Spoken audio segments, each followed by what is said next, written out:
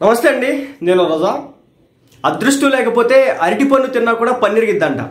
ఇది ఎందుకో కూడా చెప్తా. రామ్ గోపాల్ వర్మ ఒక సంచలన దర్శకుడు, ఒకనొక టైంలో అత్యద్భుతమైన దర్శకుడు. ఆ తర్వాత కాలానుగుణంగా పేరు మారింది. ఏంది? వివాదాస్పద దర్శకుడిగా. ఇప్పుడు పరిస్థితి ఎలా అయిందంటే ఆ వివాదాలు కాస్త ఆయన చుట్టూనే తిరుగుతున్నటువంటి పరిస్థితి. నిన్నగాక మొన్న ఆయన మీద ఒక కేసు పెట్టారు. దేనికి సంబంధించి? కూటమి నేతలు చంద్రబాబు నాయుడు గారు, పవన్ కళ్యాణ్ గారు నారా లోకేష్ని ఉద్దేశించి ఫేస్లు మార్ఫ్ చేశాడు. ఏదో గేదెలకి ఆవులకి ఆ ఫోటోలకి ఫేసులు పెట్టాడు. అదేవిధంగా మహిళలకి ఫోటోలు పెట్టాడు. అంటే వాళ్ళ ఫేసులు మార్ఫ్ చేసి వాళ్ళ ఫోటోలు పెట్టాడు. పవన్ కళ్యాణ్ గారిది, నారా లోకేష్ గారిది, చంద్రబాబు నాయుడు గారిది అని. అయితే ఇప్పుడు మరో కేసు వచ్చిందనమాట. చెప్పా కదా, అదృష్టం లేకపోతే మనం అరటిపండు తిన్నా కానీ పన్నీరిగిపోద్ది. పరిస్థితి ఏంటంటే 2019లో ఈయన గారు ఒక సినిమా చేసినాడు. కడప రాజ్యంలో, కమ్మ రాజ్యంలో కడప బిడ్డలో అని చెప్పేసి ఒక సినిమా తీసినాడు. కమ్మ రాజ్యంలో కడప బిడ్డలు అంటే కమ్మ క్యాస్ట్, అదేవిధంగా మరొక క్యాస్ట్కి సంబంధించి ఈక్వేషన్స్తో ఒక సినిమా అయితే వచ్చింది మొత్తానికి. అయితే ఆనాడు ఏం చేశారంటే ఒక పిల్ వేశారు తెలంగాణ హైకోర్టులో. ఆ పిల్ ఏంటంటే కమ్మ రాజ్యంలో కడప బిడ్డలు, ఆ రాజ్యంలో ఏ బిడ్డలు అని చెప్పేసి రకరకాల పేర్లు పెట్టడంతో ఎవరైతే ఇవి కమ్యూనిటీకి సంబంధించినటువంటి క్యాస్ట్ వాళ్ళు ఉన్నారో సో వాళ్ళు వేశారనమాట. ఈ విధంగా వేస్తే ఏం చేశాడు, దాన్ని పేరు మార్చాడు. అమ్మరాజ్యంలో ఏదో కడప బిడ్డలో ఇంకేదో చెప్పాడు. అమ్మరాజ్యంలో కడప బిడ్డలు. ఇక్కడ వరకు బాగుంది. అయితే ఏంటంటే యూట్యూబ్లో రిలీజ్ చేసే టైంలో ఏదైతే ఆ కమ్మరాజ్యంలో కడప రేడ్లో కడప బిడ్డలో ఏదో చెప్పాడు కదా, సో ఆ సినిమాకి సంబంధించి యూట్యూబ్లో మాత్రం అదే టైటిల్తో పెట్టాడంట. అదేవిధంగా కొన్ని అభ్యంతరకరణ సన్నివేశాలను కూడా అలాగే ఉంచాడు అనేది ఈ రోజున మంగళగిరి పోలీస్ స్టేషన్లో బండారు అని చెప్పేసి ఒక పర్సన్, బండారు శ్రీనివాస్ అనుకుంటా, సో అతను వెళ్ళి కేసు పెట్టడం జరిగింది మంగళగిరి పోలీస్ స్టేషన్లో సిఐడి కార్యాలయంలో. గత 5 సంవత్సరాలు రామ్ గోపాల్ వర్మ మీద నాకు తెలిసి పెద్దగా కేసులు ఎక్కడ కూడా నమ్మేది కాల. కానీ ఇప్పుడు చూడండి, ఇది చూస్తుంటే ఒకటి అనిపిస్తుంది, రెడ్ బుక్ ఏమైనా స్టార్ట్ చేసినారా? రెడ్ బుక్ ఏమైనా ఓపెన్ అయ్యిందా? ఎందుకంటే ఇటీవల రకరకాలు వింటున్నాను. రఘురామకృష్ణంరాజు గారికి సంబంధించినటువంటి కేసు ఏదైతే ఉందో ఆ కేసులో ఆయన్ని కొట్టారు, కాళ్ళు కమిలిపోయినాయి, రక్తం గడ్డగట్టిన మాదిరి కాళ్ళు తయారైతే ఆయన్ని ఆసుపత్రికి తీసుకెళ్ళగా, ఇది హైకోర్టు చెప్పిన దాని ప్రకారం ఆసుపత్రికి, గవర్నమెంట్ ప్రభుత్వ హాస్పిటల్కి తీసుకెళ్తే అక్కడ ఎవరైతే వైద్యురాలు ఉంటారో ఆమె వచ్చేసి ఇవి ఆ కొట్టిన దెబ్బలు కాదన్నట్లుగా దానికి సంబంధించినటువంటి రిపోర్ట్ అయితే ఆనాడు ఎవరైతే ఈ విక్టిమ్ ఉన్నారో రఘురామకృష్ణంరాజు గారికి కాకుండా ప్రభుత్వానికి ఎలాంటి దెబ్బలు కొట్టలేదు అన్నట్టుగా ఆమె అయితే ఏదో రిపోర్ట్ ఇచ్చింది. అయితే అయినా ఆ తర్వాత మరి తెలంగాణలో మిలిటరీ హాస్పిటల్లో జాయిన్ అవడం అయితే జరిగింది. అక్కడ ఆయనకి చెక్ చేయగా ఈ దెబ్బలతో కమిలిపోయింది, బ్లడ్ క్లాట్ అయింది ఆ ప్రాంతం మొత్తం కూడా అని చెప్పేసి చెప్పినటువంటి పరిస్థితి. ఇప్పుడు ఆ వైద్యురాలు ఎవరైతే ఉన్నారో వైసీపీ ప్రభుత్వంలో ఆ విధంగా చెప్పినటువంటి ఈయనకి ఏం జరగలేదు, ఏ ఊరు కొట్టలేదు, లేకపోతే ఇక్కడ ఏం జరగలేదు, ఏదో జస్ట్ కమిలింది అన్నట్లేదు ఇది చెప్పిందో, దానికి సంబంధించి కూడా ఈమె మీద కేసు పెట్టినటువంటి పరిస్థితి. చూసారా? అధికారం పోతే సిచ్యువేషన్ ఎలా ఉంటుందో అలా ఉంటుంది. పాపం ఆమె పెద్ద వయసురాలు, ఒక పక్క ఆమె దళ నడుస్తుంది, ఇంకో పక్క ఈయంది రామ్ గోపాల్ వర్మ గారి ఇలా నడుస్తుంది, మరో పక్క రోజారెడ్డి గారి. ఇటీవల కాలంలో మెయిన్ స్ట్రీమ్ ఛానల్స్లో కూడా రోజారెడ్డి గారికి సంబంధించి ఆమెను అరెస్ట్ చేయబోతున్నారని, ఆమె కాలంలో మంత్రిత్వ శాఖలో ఏదో అవినీతి జరిగిందన్నట్లుగా రకరకాలుగా అన్ని వైపుల నుంచి అన్నిటిని కూడా సేకరిస్తున్నట్టు తెలుస్తోంది. సో రేపో మాపో ఈమె మీద కూడా చర్యలు ఉండబోతున్నాయి అని చెప్పేసి అర్థమవుతుంది.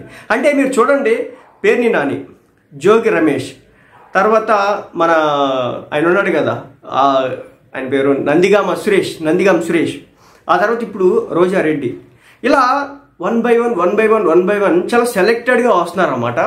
వెయిట్ చేయండి, సినిమా గట్టిగానే ఉండబోతుంది. ఇప్పుడు రామ్ గోపాల్ వర్మ గారి విషయానికి వస్తే కనుక, రామ్ గోపాల్ వర్మ గారు నాకు రాజకీయాలతో ఇక సంబంధం లేదు, నేను రాజకీయాల గురించి ఇక మాట్లాడను అని చెప్పారనమాట. అయినప్పటికీ కూడా ఆడపాదడప అప్పుడప్పుడు ఏవో పోస్టులు పడతా ఉన్నాయి. అంటే క్రిటిసైజ్ చేసేటట్టయితే కాదు, ఏదో కొంతమందికి సపోర్ట్ చేసుకున్నట్టు అది ఆయన ఇష్టం. అయినప్పటికీ కూడా కూటమి ప్రభుత్వం వదిలిపెట్టడానికి అయితే సుముఖం చూపించట్లేదు. ఎందుకు చెప్తాను, శ్రీరెడ్డిని వదిలిపెట్టారు కదంటే వదిలిపెట్టినారు, బట్ రామ్ గోపాల్ వర్మని ఎందుకు వదిలిపెట్టట్లేదు? శ్రీరెడ్డి మహా అయితే బూతులు తిట్టడమో లేదంటే ఇండివిజువల్గా టార్గెట్ చేయడమో చేసింది, కానీ రామ్ గోపాల్ వర్మ అలా కాదు. నారా లోకేష్ని ఆ టైప్ ప్రోటోటైప్ ఆ పప్పు ప్లేట్ కంచంలో ఆయన చెప్తాడు తర్వాత, ఇది నారా లోకేష్కి సంబంధించిన సినిమా కాదు, చంద్రబాబు నాయుడుకి సంబంధించిన సినిమా కాదు, కానీ వాళ్ళ రూపురేఖలతో ఉన్నటువంటి వ్యక్తులు మాత్రం ఆయన సినిమాలో కనిపిస్తారు. ఎందుకు వదిలిపెడతారండి? కాలం వదిలిపెట్టదో. కాలం మన వైపు లేనప్పుడు ఏదైనా జరిగిద్ది అని చెప్పడానికి ఈరోజు ప్రత్యక్ష ఉదాహరణ రామ్ గోపాల్ వర్మ గారు. ఎంతో మంచి టాలెంట్, అద్భుతమైన టాలెంట్ కలిగినటువంటి వ్యక్తి. ఒక బ్లాక్ బస్టర్ సినిమా ట్రెండ్ను మార్చినాడు శివ సినిమాతో అని చెప్పేసి అంటూ ఉంటారు. శివ సినిమా నాకు అంత ఏమనిపించకపోయినా సత్య సినిమా అని చెప్పేసి శర్వానంతో చేసినటువంటి సినిమా ఒకటి ఉంటుంది. మాస్టర్ పీస్ లాంటి సినిమా. స్లోగా నడిచింది కానీ సినిమా ఎక్స్ట్రాడినరీగా చేస్తాడు. అంత కెపాసిటీ, అంత క్యాపబిలిటీ. రక్త చరిత్ర లాంటి బ్లాక్ బస్టర్లు హిట్లు కొట్టినాడు. ఈ రోజున మరి వ్యూహం, శాపత్వం, అమ్మ రాజ్యంలో కడప బిడ్డలో, లేకపోతే ఆ బిడ్డలో ఈ బిడ్డలో, ఆ చరిత్ర ఈ చరిత్ర, సరే అది ఆయన ఇష్టం అనుకోండి. ఏదేమైనప్పటికీ కూడా, ఆయన ఇష్టమైనప్పటికీ కూడా శృతి మించితే ప్రభుత్వాలు వదిలిపెట్టవు అనేది క్లారిటీ అయితే ఇచ్చేశారు.